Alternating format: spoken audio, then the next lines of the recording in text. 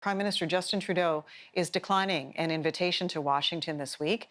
The summit between all three North American leaders was meant to mark the start of the new NAFTA deal between Canada, the United States, and Mexico. In a statement to CTV News, the Prime Minister's office says Trudeau will remain in Ottawa for cabinet meetings and a sitting of Parliament instead on Wednesday. Trudeau previously cited concerns over possible U.S.-imposed tariffs on aluminum and steel when asked if he would be attending.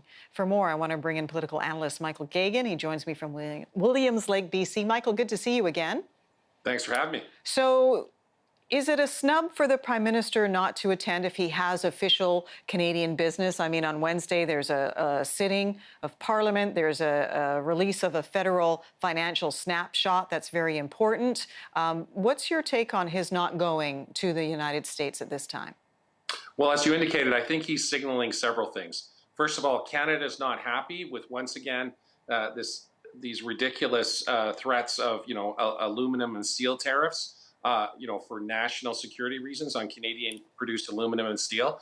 And also, the United States has, unlike most other first-world countries, has completely failed in terms of flattening the curve in terms of COVID-19. So, when the Prime Minister goes to Washington, he has political staff, ministerial staff, it's their Prime Minister office staff, etc. So that's a lot of people potentially being exposed. And you have a president that, has gone to rallies and done other things without, wearing any mask or whatever. So there's a potential of bringing back a bunch of COVID-19 infected people. So I think there's also a certain amount of prudence that goes along with that. So I think the Prime Minister made a good call here.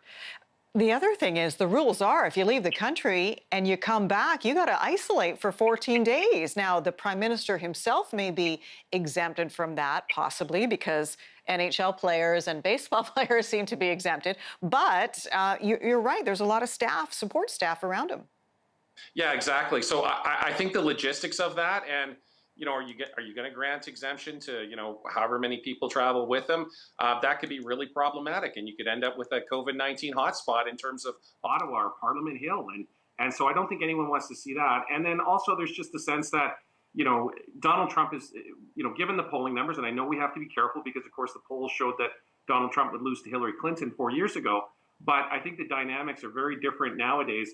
And the likelihood of Donald Trump being reelected is looking less and less. And so there's also a certain element of, let's move on with whom the likely next president is going to be, because let's face it, the 4 years of Donald Trump have not exactly been good for Canada. Oh, Michael, don't count your chickens before they're hatched. Remember 2016 and people thought Hillary Clinton was a shoo-in. I don't think it's, necessarily prudent to write off Donald Trump at this point. But be that as it may, are we expecting a nasty tweet from the U.S. president because Justin Trudeau is snubbing the invitation?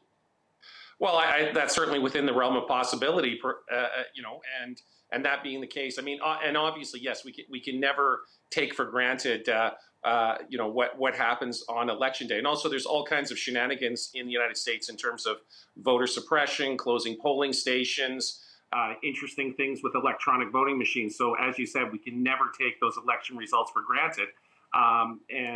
Because they don't, quite frankly, conduct elections in the same kind of independent, nonpartisan manner that we do in Canada. So yeah, we have to be prudent, but at the same time, there's not a lot to be gained and there's a lot to risk by going there. But I think it also signals that Ottawa, given the high COVID-19 infection rates in the United States, that Ottawa is probably not going to be moving to open the border with the United States anytime soon. And I think the majority of Canadians would feel some sense of relief at that signaling. Yeah. All right. So let's look ahead to Wednesday, because there's a couple of issues at play here. First, we're going to hear about a financial snapshot, not a budget from the Finance Minister, Bill Morneau. But what are you anticipating the government's going to say in terms of forward planning? Well, I mean, obviously, I'm not sure in terms of the government, certainly in terms of what the media, the public, and the opposition parties are going to be looking at is, how deep in the red are we? Like, how much of a massive deficit are we running?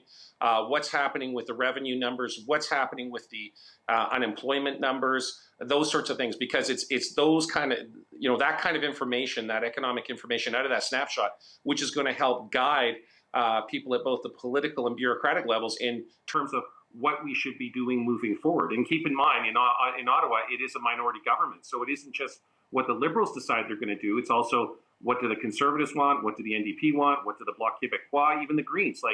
So everyone's going to be taking a very close look at this snapshot, and then I imagine there's going to be quite a bit of discussion in terms of how we should move forward in the coming months and even years.